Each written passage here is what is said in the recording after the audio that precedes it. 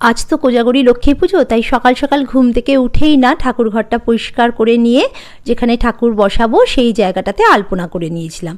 আর তার সাথে প্রতিটা ঘরকে সুন্দর করে সাজিয়ে নিয়েছিলাম, আর যেখানে যেখানে আলপনা করার দরকার সেই জায়গাগুলোতে সুন্দর করে আলপনা করে নিয়েছিলাম। আসলে মা তো সব ঘরে পা রাখবেন, তাই সব ঘরেই কিন্তু তার পায়ের ছাপ এঁকে নিতে হয়।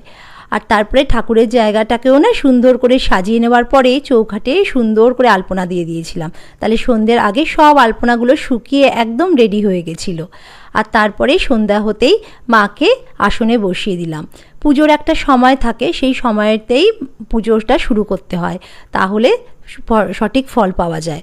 আর আজকে না ভোগে রান্না করেছিলাম ভুনা খিচুড়ি, পনির, ফুলকপি আর আলু দিয়ে একটা তরকারি, আর তার সাথে 5 ভাজা, চাটনি, পায়েস। লাবড়া আজকে আর বানাইনি, কারণ বাচ্চারা না খুব একটা পছন্দ করে না।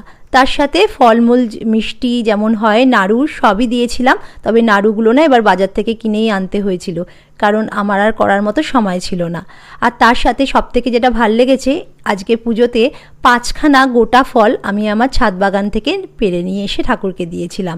আর আজকে একটা সুন্দর পদ্ম ফুলও ফুটেছিল, যেন ঠাকুরের পায়ে সেই পদ্ম ফুলটা দিয়ে এত শান্তি পেয়েছি যে বলে বোঝাতে পারবো না। আমার এই পুজো কেমন লাগলো তোমরা কিন্তু অবশ্যই সবাই কমেন্ট করে জানিও। তোমাদের কমেন্টের অপেক্ষা।